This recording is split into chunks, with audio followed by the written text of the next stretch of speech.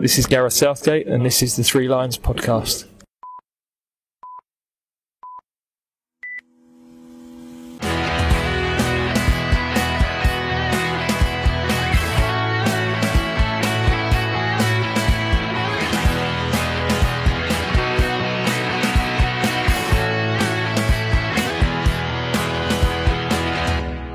Hello and welcome to the Three Lions podcast. My name is Russell Osborne and this is an independent England football supporters podcast.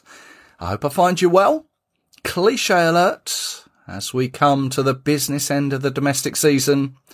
I hope your club has had a successful one, or perhaps is on the verge of something special. Although, commiserations if your fate has already been sealed. There is always next year. Or there's some international football in the summer to look forward to. And of course, the World Cup is getting ever closer. I thought I'd put this episode out almost as a catch-up episode, as all the recent ones have been quite specific in their content, and I've not been able to shoehorn a few other things that I wanted to mention into those. So I thought I'd take this opportunity to do that. And also, I recently spoke with Gavin Blackwell. Now, he's a physio for non-league Tividale FC. They play up in the West Midlands. And he is privy to a few post-tournament reports. He goes to various meetings where the likes of Gary Lewin, former England physio, will report back on what happened. And Gavin has kindly shared some of these stories that he's heard. Now that's going to come up later. As always though, if you have missed some of the recent episodes, they still can be found at your podcast provider of choice or threelionspodcast.com. And some of those recent episodes, well, they include, there was the World Cup draw. That was where I went up to Wembley. Thanks to the England Supporters Travel Club, I went to Wembley to watch the draw with some fellow England fans. On that episode, you can hear the reactions of them, what they think of the draw. That's episode 194. 195 is the latest in our World Cup series.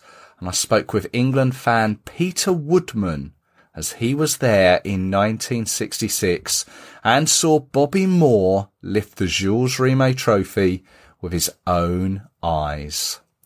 Episode 196 was my chat with England C manager Paul Fairclough. He told me about the recent defeat to Wales C and what the future holds for the team. And the most recent was episode 197, the latest in the England Manager series. I know, I've got the World Cup series and the Manager series on the go at the same time. I hope it's not too confusing. But the most recent one of those was where I spoke with David Hartrick, author of Silver Linings, Bobby Robson's England. It's a great insight into his time as England manager. And I'm sure you'll have noticed that I'm not too far away from that 200th episode. And I've already got a couple already lined up to take us to that amazing number. It's just a number, but it is a great milestone for the podcast. And it wouldn't have been possible without your support. Honestly, I'd have got bored of talking to myself a long time ago. So thank you. Thank you very much as always. I really hope you'll enjoy the ones to come. They're pretty special. But let's crack on with this episode. Some things that you may have missed, or just some general info that may be of interest. Germany away, the Nations League. It's on the 7th of June. It's a Tuesday and has been announced as being played in Munich at the Allianz Arena, home, of course, of Bayern Munich. It's one of those grounds that many will have wanted to visit at some point, tick it off if you haven't already. I've only seen it from the outside, so I'm looking forward to stepping foot inside. Now, the England Supporters Travel Club have managed to secure a 5% allocation for Travel Club members. That is a total of 3,466 tickets. And this appears to be the main away section in the ground. It's up on the third tier. It's made up of, I believe, 8 blocks. And I think 5% is the minimum amount the DFB have to provide. Sure, more would have been great, and clearly the demand would have been there, because it's no secret that England fans have been buying tickets in the home end for what appears to be a cost of 25 quid, which hopefully is an indication of how much members of the travel club will be paying. But we wait and see. And for those that have been buying in the home end, sincerely hope that there are no issues for those of you that have done that. But speaking of costs and allocations, I've looked back at the 3 previous away games against Germany, in Germany. Now, the most recent was 2017 in Dortmund, where we were given an allocation of 3,165. Prices were £39 for the lower tier and £22 for the upper. 2016 was in Berlin, where we won 3-2. And apparently there was enough to satisfy the ticket demand back then, and tickets cost £19. I didn't go to that game, but I'd imagine the allocation was something in the region of 7,000, as that was what was given back in 2008. Again in Berlin, again another win, 2-1. I had to dig out my programme and ticket for that one. Cost me €25. And for the game coming up, Travel Club members have until the 8th of May to submit an interest in going to the game. And it would appear, if you have around the 26, 28 loyalty cap mark, then you should be good for a ticket. Don't take my word for it, don't take it as gospel, but I think, just reading online, that should be what it is. Obviously, the other major ticket application is that for the Qatar World Cup. I hope by now you've submitted yours. If you've applied through the FA, the feedback from the supporters club with regards to ticket quantities is as follows. So obviously we've got Iran, USA and whoever wins the European playoff in our group. Against Iran, England fans have been awarded 2,489 tickets. Against America, 4,158. And then a game against either Wales, Scotland or Ukraine, 2,339. They really are shocking numbers for a World Cup. It's incredible how many other tickets go elsewhere. I mean, if England get to the semi-final, Travel Club members will get 4,609 tickets. If, touch wood, here I am, touching wood, England get to the final in what is almost, I think, an 80,000 capacity stadium, England fans will receive 5,109 tickets. Officially. Obviously, if that was to happen, there would be England fans all around the ground. But officially, 5,109. It's disgusting, really, the way FIFA do this. Football is for the fans. Football without fans is nothing. What was it? All of those slogans that were said. Nothing seems to be learnt. But you may also remember at the beginning of the year, I recorded a podcast with Arjun Vara. He's an England fan and also a Qatar fan leader. And he gave us some great info on Qatar. You can still find that episode on your podcast provider. It's episode 182. Now, I also hope to be recording another episode very soon with someone based in Qatar. And he can hopefully provide some insight and lay of the land. Just hopefully help you guys that are going to the World Cup. So stay subscribed. You won't miss it. And also something I'd like to point out, at the World Cup draw at Wembley that I mentioned, there were a couple of guys from the Foreign, Commonwealth and Development Office. And they've asked me to mention that if you need to, head to the gov.uk website, find the foreign travel advice, scroll to Qatar, where you'll find a section on their advice for the World Cup. It's similar to their On the Ball campaign that they ran for the previous Russian World Cup.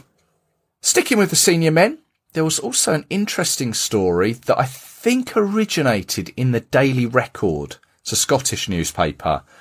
There was a rumour, and that is all it is at the moment, that England are looking at having a friendly with Ukraine. I think initial talks may have taken place through some way, shape or form. This ahead of Ukraine's World Cup playoff against Scotland, which is scheduled to be played on the 1st of June. And as I say, it is just a rumour at the moment. But it would make sense for the Ukrainians to get a game under their belt before that big one. We could act as the warm-up. It could be an opportunity for Gareth to introduce some fringe players, maybe. I don't know. When this game would take place is anyone's guess. Obviously, there are some big end-of-season games that may cause issues. I'm talking FA Cup final, Champions League final. And there's been no mention of venue for it either.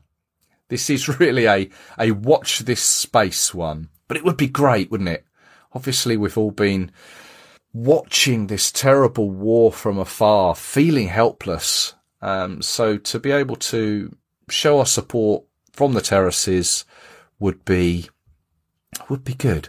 It would be good. Although I must acknowledge a group of England fans, the England Fans Supporters Team. I know that they have not only played a charity game against a Ukrainian side recently, but also taken supplies out to the border, which I take my hat off to. Well done. There's another podcast episode that I really should do. One day I will chat to those guys. One day. And one more thing for the men before I move on to the women. The news was broken by Daily Mail journalist Mike Keegan. And again, this relates to the Nations League. For TV viewers in England, the 6 forthcoming home and away Nations League games will be shown on free-to-air Channel 4. It would appear they were the underdogs in the bidding for it, and they've come out on top. Previously, our Nations League games, well, they've been shown on Sky Sports. But Channel 4, they do have previous with regards to sport. They've had the cricket, they have the Paralympics, and I'm pretty sure they showed the Chelsea World Club Cup final recently. And for those that have kept an eye on the news, you'll know that Channel 4, they've been in the news of late, with the government intending to privatise the station. Although that's not going to happen anytime soon, but I'm not sure Channel 4 having England regularly is something we could get used to. Not just yet. We'll see. Actually, though, whilst we're talking TV, I don't know if you saw the 2-part Gaza documentary recently. It was on BBC Two. Great viewing. Lots of old footage from the early part of his career. There was old grounds, there was old shirts. It's just so sad how it all ended, how he wasn't given the right support. Thankfully, though, things are a little better now in that regard. But if you didn't see it, the Gaza documentary, iPlayer, it was BBC Two. Go and find it there. It's a good watch. Can highly recommend it. Now, let's move on to the women. I never actually managed to fit in an episode on their recent results. Just time was against me on that one. But just to bring you back up to speed, they had 2 World Cup qualifiers at the start of the month of April. They won 10-0 away to North Macedonia. If you know your women's football, that will come as no surprise, as that was their 3rd 10-0 of the campaign.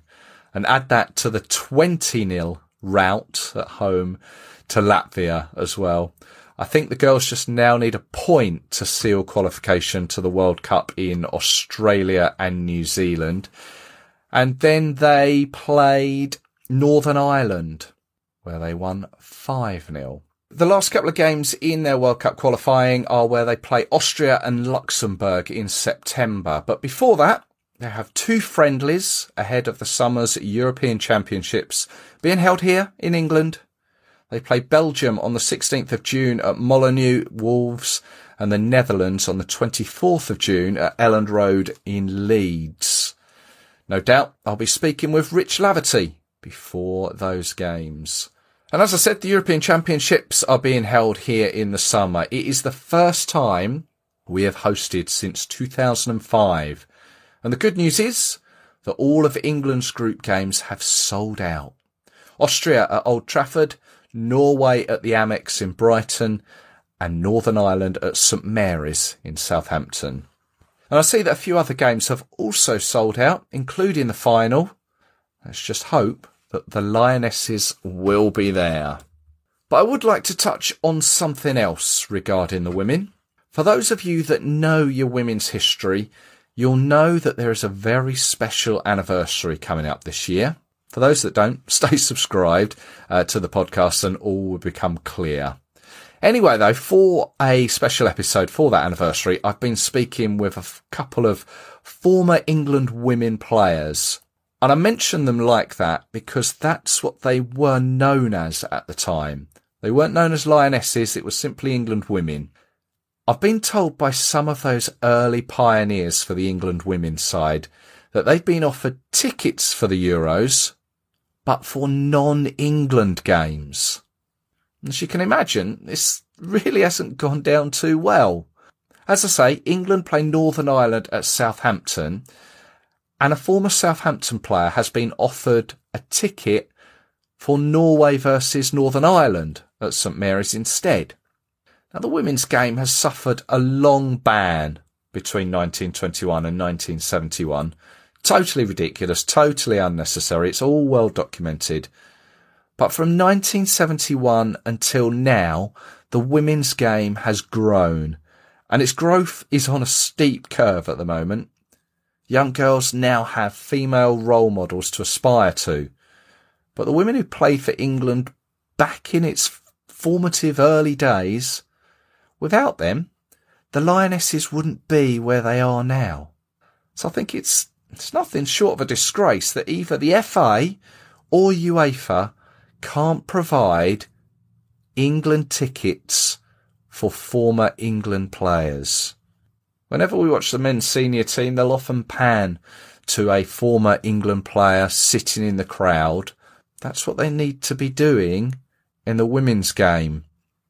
We want to be watching the games in the summer where the camera crosses across the pitch up to the stands and the commentator will mention a particular player from one of the early games. This needs to change. The FA, UEFA, whoever it is, we need to be giving the acknowledgement to those former players. Let's hope that can change soon. There we go. I hope that's brought you up to speed with a few things that you may have missed. Now, as I mentioned, I spoke with Tividale FC physio Gavin Blackwell recently. Now, he knows a few inside stories about England from over the years that he wanted to share. So here we are. This is our conversation.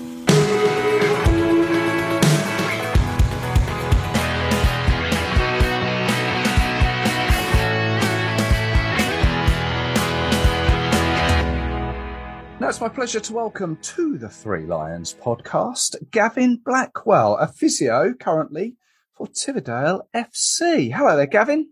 Hi there, Russell. How you doing? I'm very well, thank you. Yourself? Yeah, not too bad, thanks.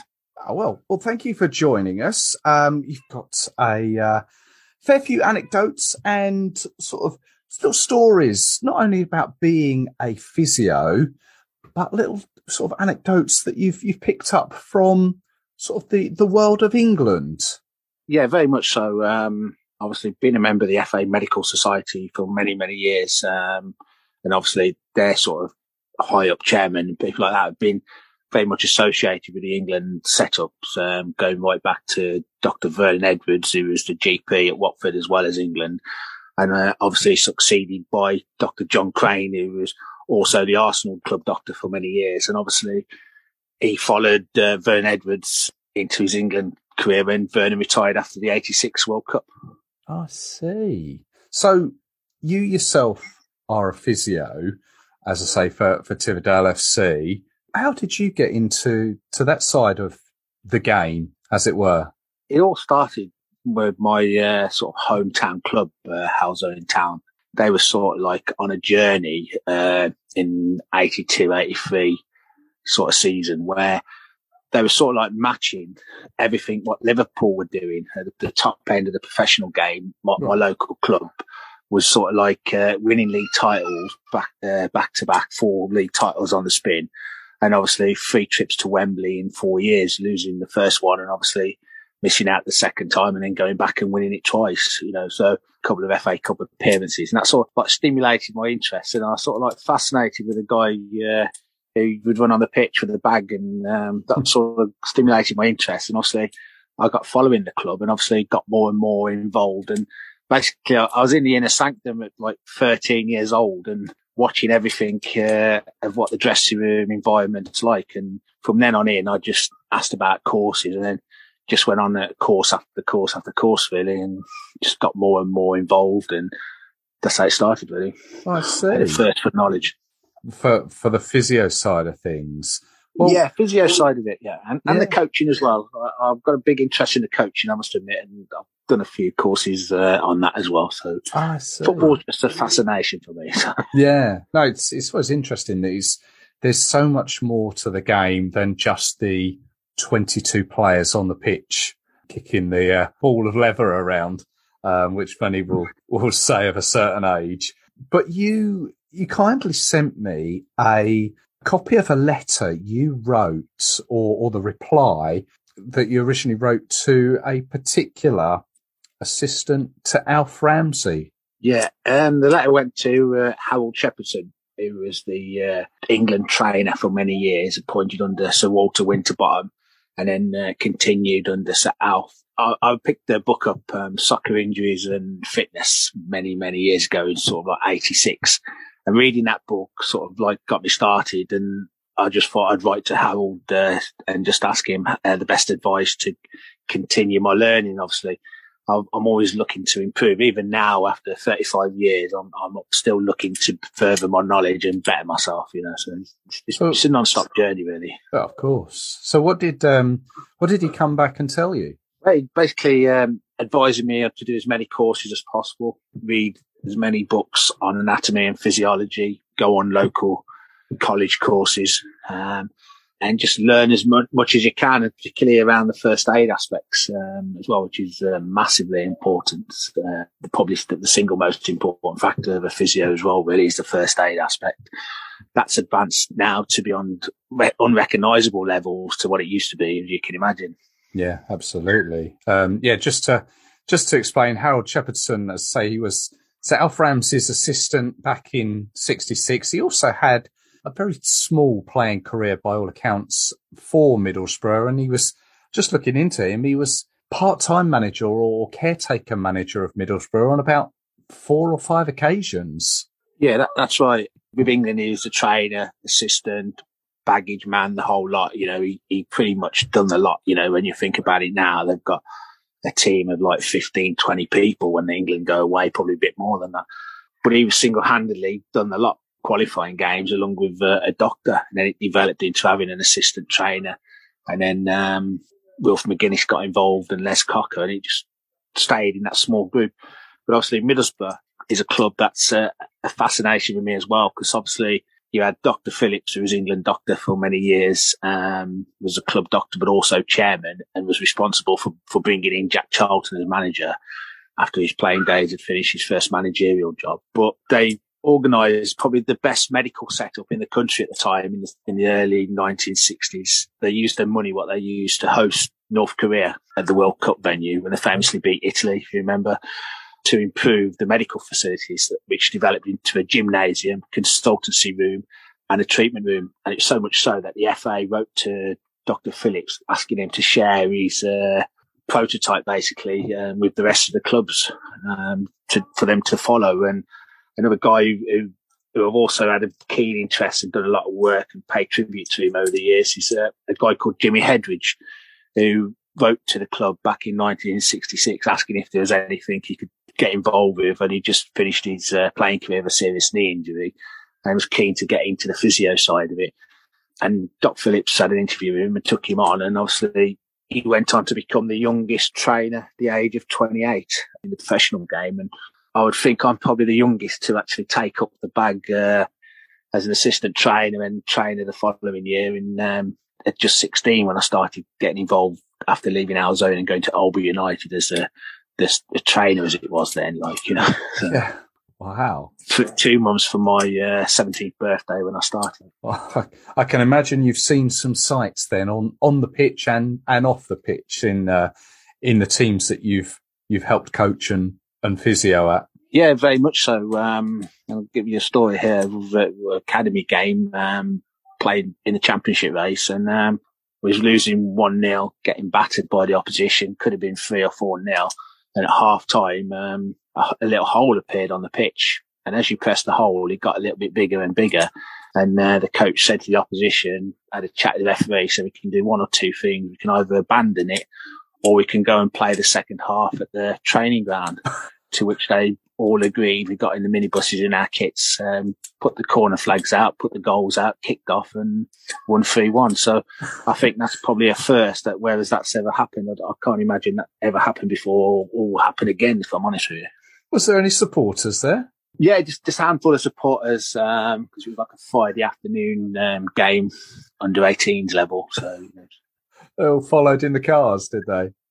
Yeah, all got in the minibus and travelled up and kicked off at the training ground, because there was no accommodation at the training ground at the time, you know, so it was just being built at Wolves. So, and what teams were they, beg pardon? That was Wolves under 18s against Walsall under 18s. Oh, and well, obviously the change of venue helped then. Yeah, we were going on to win the league that year, and a League Cup as well to go with it, and the following year win a league and 2 cups. So quite a good, productive year. So 2 years really. Yeah, but there's a little asterisk by the results of that particular game saying change of venue at half time. Yeah, so that's one interesting story. Yeah. Yeah, what it is, being in the FA Medical Society, they very often would invite the physio or the England doctor to give a report on what it was like in the tournaments. And obviously 86 was the first one I was fortunate to go to, where Dr. Vern Edwards and Doc Crane gave the debrief and gave some fascinating insight into what it was like at a World Cup, and it's particularly Mexico 86.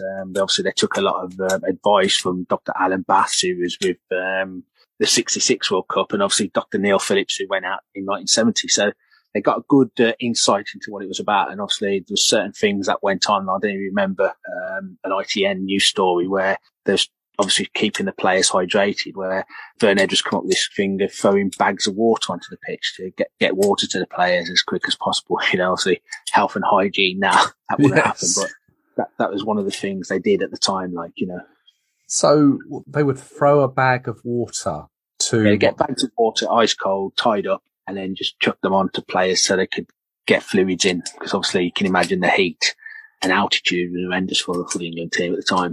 This was during the training games for England.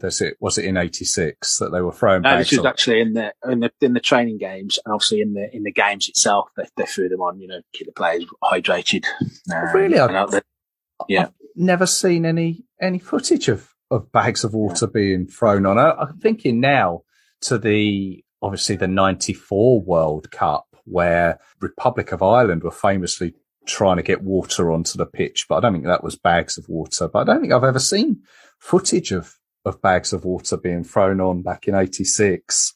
Yeah, that's what they did. Yeah, it was an ITN news story just prior to them going out. You know, they come up with that idea to get them hydrated during the tournament. You know, so.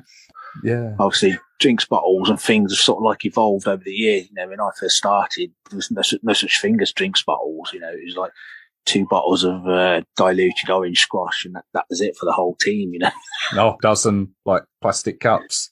They're plastic cups, obviously, but no, like these. You know, they've got these drinks bottles now filled up and everything, which they chuck on. Obviously, there was. We'll start with 70 then. 70 was the Findus incidents. There's a few stories I can tell you about that. Yeah. Findus sponsored the England team, and obviously when they go to a tournament, many people want to sponsor them. So in the 70s, they had all sorts of companies throwing their wares at them, pharmaceutical companies. I think it is Zeiss, the sunglass manufacturer. Oh, right. They was giving them sunglasses, and obviously Findus, the doctor done a deal with Findus to supply all the sausages, beef burgers, mince and bacon. And obviously when it got out to Mexico, they incinerated it because England had not long come out of a foot and mouth crisis, and they thought that they was bringing foot and mouth into the country. So it was a disastrous start for the England party. As you can imagine, they spent the first week and a half, I think, on sausages, potato croquettes and peas and apple pie for afters, like, you know. So, and that must have cost a fortune to send out like food from England across the Atlantic to Mexico for then it to only be incinerated. Yeah, unbelievable thing. Where did they get the food from then? Do you know? Well, they had the non-meat products like the fish fingers and bits and pieces like that, but they could still have the fish and the non-meat products. But they spent a week and a half eating fish fingers, potato croquettes, peas, and things like that. And obviously, Doc Phillips negotiated with Findus and the Mexican authorities to relent, and they had a further consignment shipped out and managed to get the player spirits up, so much so that Findus was classed as top of the pops. So not only the connection with the food, top of the pops, but obviously England back home, top of the pops, where you had Les Cocker, Howard Shepherdson and Dr. Neil Phillips, who were proud owners of a Pi golden disc for their recording of that back home, if you remember. Oh, what, the back home song? Yeah, yeah. So that they were on it, were they? Or... Yeah, they were on it. Yeah, I've got a picture here where they actually, the three of them are there with their gold disc, like. No, I didn't know that. I did well. Yeah, I'm not sure if it's Pi or EMI, but I've got the picture in one of my books. So. Oh right, obviously the record label Pi and EMI. Yeah, Pi would be most appropriate, but yeah. And go. So what else happened in 1970? Well, in 1970, there was 5 players' wives. Something went on where those 5 wives managed to be out in Mexico at the same time as the players, like, and obviously Dr. Neil Phillips and Howard Shepherdson and Les Cocker was dead against that situation. Martin Peters' wife went down with gastroenteritis, so another distraction for them. Doc Phillips was dead against players' wives being out there. Right. So, I mean, I know they do try and have a period of time where the WAGs, as they were branded back in 2006, but yeah, so they like to have them out for a little while and then maybe send them home before the action gets going on the pitch.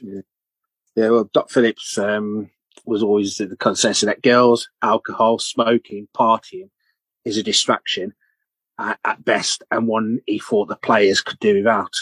Right. You know, and I think Bobby Robson had it right in '86 when they got through the group stage. They flew the boys out for a couple of days together and then flew them back. And I think it was done when they got through the next game. He brought them out again. And I think that worked well, to be honest. I think he had the balance right with that. Yeah, I mean, although flying out for a couple of days is all like the jet lag, I can imagine, would catch up with them coming out like that. Yeah. And obviously Gatorade was a problem as well, because I remember Gatorade was like not licensed in Mexico, bottled anyway. So again, they had another problem where they had to organise the powder version so they could mix it with the Malvern spring water and do it that way. Otherwise, Gatorade bottles wouldn't have been allowed in. And obviously, Dr. Phillips' wife, she wrote the nutrition aspects for the players while they're out there, the diets. I see. I guess because Gatorade wouldn't have been a FIFA sponsor. No, it wasn't a sponsor then. It was quite in its early doors then, Gatorade, I think. I was going to say Gatorade. I sort of associate as being a fairly newish drink, if I'm honest. But yeah, 1970, I wasn't aware of that. When was you said about the ITV man stepping into the doctor's position after he had a heart attack? Was that 86? Yeah, that was 86. The commentary, really. I remember Jim Rosenthal went live to the England camp and he said how good the mood is in the England camp. It was rocked today when news of the England doctor, Vernon Edwards, had suffered a heart attack. Vernon Edwards was more than your run-of-the-mill average physician. and much more than just being the doctor. Like, he was like a second father figure to the players. Like, obviously Bobby Robson confirming that in an interview with John Motson, who was not only a friend, he was a confident, trusting guy, you know, and it was a big loss to them. Obviously, the replacement was Dr. Crane, who I mentioned earlier, and obviously he got his own GP practice, so he had to make arrangements to get cover. And in the interim period, the ITV doctor, lady Leslie Young, stepped in and looked after the players while they were in I think it took about a week for Doc Crane to get his arrangements sorted to fly out and take up his position with the squad.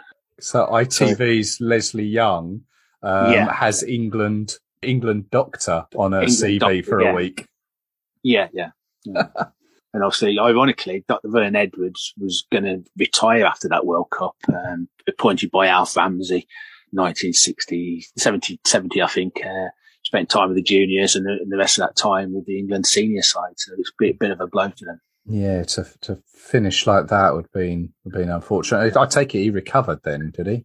He recovered, yeah. And after that World Cup, I got in touch with him, and he invited me down to a couple of Watford games and really got friendly with him, like, you know, and learnt a lot off him really about football medicine and England, big pieces like that. It's good. Yeah, no, it's great to hear some of those inner sanctum stories. There was one about when David Beckham was sent off in 1998. There was a story about what happened then. Yeah, David Beckham got sent off against Argentina, as you know, and obviously he didn't see any further part of that game because he was taken into the doping control area and obviously required to produce a sample. And until then, he didn't see any further part of that game, which, you know, it's a bit the other side of it. You know, gets sent off, misses can't even watch the game, like, you know. So didn't even get to see the penalties. No. Or Michael Owen's. Yeah, I assume he had gone before Michael Owen's goal, did he? Yeah, Sol Campbell's goal as well. I think, was it Sol Campbell scored? Did he disallowed or something? Well, it certainly scored, but yeah, unfortunately disallowed. That was right towards the end, wasn't it? Yeah. And also in 98, there was a slide at one of the debriefs where they showed a group, and Dr. Neil Phillips spoke about this. It's the worst and sad day of all in the World Cup and tournament when that group sort of like whittled down to 24, I think it is. I'm not sure it's gone up this year, the squad number, I think. But that's whittled down where 6 of their mates will be taking no further part in the World Cup. You know, it's when they named the squad for FIFA and they're out of camp. And he showed a slide of all the players out having a meal, and he said it was a great day, but it was also a very sad day because 5 of their mates would not be taking any further part in the World Cup. Oh, right. So this picture then showed everyone, and then he sort of knew from the picture what was coming. Yeah. So was that going back into like 98 then? Was 98, Was Gazza in the picture? Yeah. Oh dear. Yeah. The infamous hotel room, wasn't it? Yeah. Sadly. Yeah. Oh, well, the hotel room that was, well, by all accounts had a bit of attention by Gazza. Yeah, because I think Ian Wright said that he was the next one in actually into Glenn Hoddle's room, and he didn't know what to do, whether to help him start tidying up or just sit and listen to what Glenn Hoddle got to say to him, like, you know.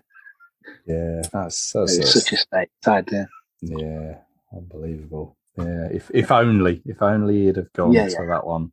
98, after they lost to Argentina, the next day they had a massive fry up to get the spirits up, ready to fly home back to England. Like, you know, little things like that, you know, that you don't sort of like realise and appreciate, but they're human beings at the end of the day, and people forget that, don't they? So, yeah, no, you're right. I mean, they've still got to eat and as you say, be human. Like they're going to have a fry up, and despite the result the night before, they're probably going to enjoy a good greasy English fry up. Yeah, and I think it's when they go to that game, and when the knockout stage, it's such a cruel way. They get knocked out. They're back at the hotel. They've got like 2-3 hours to put it round, get all the gear packed, and be on the plane flying home. Like, you know, it's crazy, isn't it?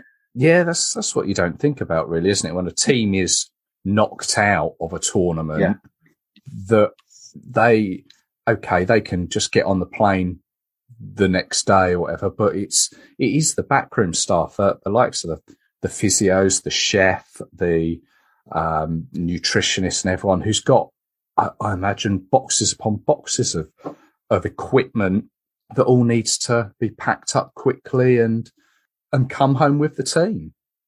Yeah, the amount of equipment what they take is just unbelievable. Not only medical equipment, but obviously it's different now. Because I think when they from sort of like 98, I think they had somebody like Aldi or Tesco would kit out the hotel with all the books and magazines and the games room and everything and the food and everything. But back in 86, it was down to Fred Street to take the bits and pieces, the Monopoly games, the dart sets, the table tennis sets, the chess, the drafts, the books, the Atari thing, the old ping pong Atari game. Computer game, yeah. Yeah. Wow. And obviously they used to pack dairy milk chocolate because it wasn't the same abroad. They'd take under the packs a variety of packs because players like the cornflakes for breakfast. They'd take HP sauce. They'd take tins of rice pudding. Some of the players like rice pudding for the pre-match meal. So for 5 people looking after the team back then, you can imagine it was a huge operation, a lot different to what it is now at a World Cup where there's that much logistics go on, and obviously more and more staff have evolved over the years. So for those people in 86, 70, there's a lot of hard work for 4 people. Because I think in 70, Les Cocker was unpacking the gear at the hotel and hurt his back, and he was in bed for a week, So in a tournament, Gary Lewin, Dr. Vern Edwards, and obviously Les Cocker have all been injured or ill during a tournament. So there's 3 medical staff have suffered at tournaments, which you don't really expect the medical staff to be laid off, do you? No, I mean, there's one thing that players get injured with metatarsals and all that over the years, but yeah, the last thing you expect to have is physios getting injured in the backroom staff. Is there any other stories that you've heard of, not just from World Cups or European Championships, but from just general internationals? There's also I don't even know the story in 66 where Sir Alf Ramsey walked down Hendon High Street on the eve of the World Cup final to go and see his mate Reg Jury, who's the News of the World sports editor, and have a cup of tea, and with Greavesy on his mind whether to bring Jimmy Greaves back or stick with Geoff Hurst. Imagine Gareth Southgate walking down Hendon High Street at the Euros last summer to speak to a local press guy, a national press guy, not a local press guy, a national press guy. Just wouldn't happen, would it? Or you can't even imagine it, can you? No, not at all. It'd all be kept behind closed doors, certainly. Yeah. And obviously he was a colleague when he played for Tottenham, Sir Alf Ramsey, and obviously they become colleagues and friends, and he trusted him. And I think back then you had like the managers would trust certain members of the press that they could help them out a little bit, and they'd keep things under the hat and use it if they needed. That's quite trustworthy back in the day, but I don't think that sort of trust is as like it used to be now. No, back then. I think there's only maybe a select few journalists that would keep the stories under their hat with Gareth Southgate at this moment in time. And reading back in history, certainly Bobby Robson and Graham Taylor wouldn't have been given that sort of grace. No. Do you remember the 86 World Cup story of Bobby Robson on the balcony with the head in his hands? You remember that? I've seen the images or the photo. Yeah, it was the headlines, Bobby Robson under pressure the next day before the Poland game. And he said he wasn't the picture. He was actually listening to Desert Island Discs on his Walkman. Oh, was he? Yeah, he hadn't got his head in his hands as the press had portrayed. No, I know the photo, but no, I didn't know the reason behind it. No. Yeah. You've got a story about boots. Yeah, the kit man said to Gary Lewin before they went out to, I think it was 2002, something like that. He said, "Do you know how many pairs of boots we've taken?" And he said, "No, I haven't got a clue." He said, he gave a figure, and he said, "No, you won't believe." He said, "We're taking 450 pairs of boots." Really? He said, "You're joking, aren't you?" And he said, "No." He said, "Because I don't even know the players have had the game embroidered on the boots, don't they? So some of them do, yeah. Yeah. And obviously Nike, Adidas, Puma launched their boots during the World Cup, or Euro. So obviously they want these boots on the telly. They want these boots getting maximum exposure. Yeah. So you can imagine 24 players. They've got a lot of pair of boots to try and get through the tournament and obviously promote for the sales. Obviously, it's big business, and obviously blisters are a problem. And they obviously try to get players to break in any new boots and try and break them in before they went out there, obviously to prevent the blisters. But they come up with the idea of washing the socks for 30 times and getting Umbro to produce more of a heat resistant, friction-free sock to help prevent blisters. So they'll wash the socks before they're even used in a match game. Yeah. Just to try and prevent the blisters from new boots. Wow. Yeah. I mean, 450 pairs of boots. Again, that'd take a whole trunk for someone to push around and that sort of thing. Massive entourage, and I mean, you crazy, you see the players like in just Premier League games when you see them walking into the changing rooms before, and they've just got a wash bag. I always assumed that their boots were in there, but I doubt they are if they're just taken. No, they're all in a skip and put out every game and laid out for them. Flip flops are laid out for them. Shin pads are laid out for them. It's a massive thing. It's a whole nother world, isn't it? That players at top flight football are, the treatment they're given. Yeah. Now, and obviously it becomes like a club environment out there. It's more of a club where players play, they rest, the non-players train. Gary Lewin always used to open up at these meetings and say, what's the biggest problem you have to deal with at a tournament? The biggest thing they have to deal with is boredom. People are in a goldfish bowl for 7 weeks living together. And obviously they have a games room and they have all this, that and the other now. But imagine back to 86 where there was no laptop, there was no mobile phones, there was no internet. And today they've got internet, they've got mobile phones, they've got iPhones, they've got a lot to communicate. And he said the most single thing they have to maintain is making sure there's a Wi-Fi connection.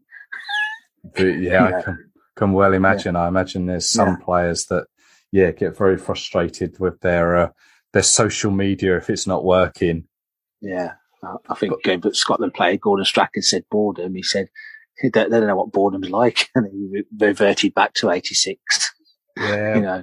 Well, I mean, there's the stories of 1990 with Gaza, would just be a hive of activity, either sunbathing when he shouldn't be, playing tennis when he shouldn't be, or doing all things that he really shouldn't, just to keep his mind occupied. Yeah.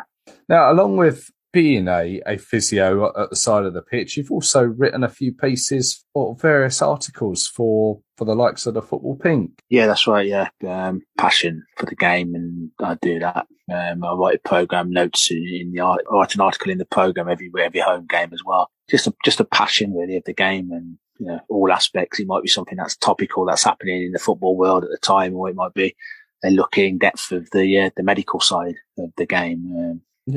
And as an England fan yourself, what are your thoughts going forward for this year and the World Cup coming up? Well, it's the environment that I'm not too sure about with the Qatar. I think it's going to be very, very difficult for the players.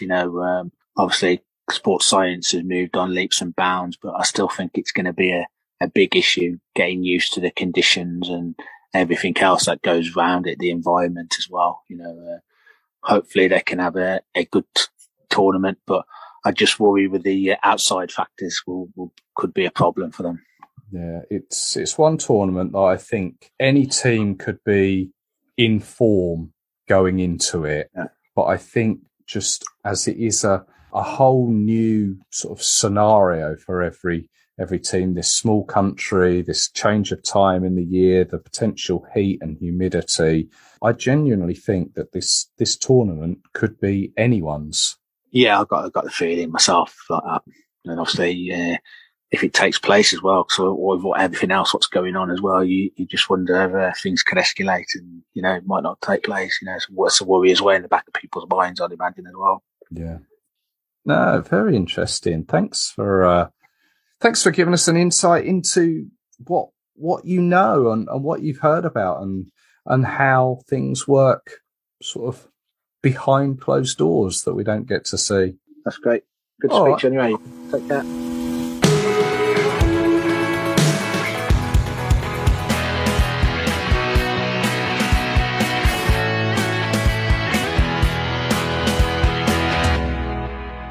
Thank you very much to Gavin there for his time and his input. Certainly a few things there that I hadn't considered at all. The amount of boots that get taken to a tournament. Wow. Thank you for tuning in. As always, it is appreciated. Don't forget the podcast can be found on all the usual social media channels, Twitter, Facebook, Instagram. Just search Three Lions Podcast. Like, subscribe, all that. Now we quickly move into May, and that means another in our World Cup series. Of course, this month was 1966, where I spoke with Peter Woodman. That one is still available, but it means May is Mexico 1970. Could I find someone who went all that way over 50 years ago? It took me a while and a lot of digging, a lot of emails sent, a few phone calls, but I got there, and she has got some great stories to tell us. I hope you can join me for it. So until then, stay subscribed. Take care. Cheers.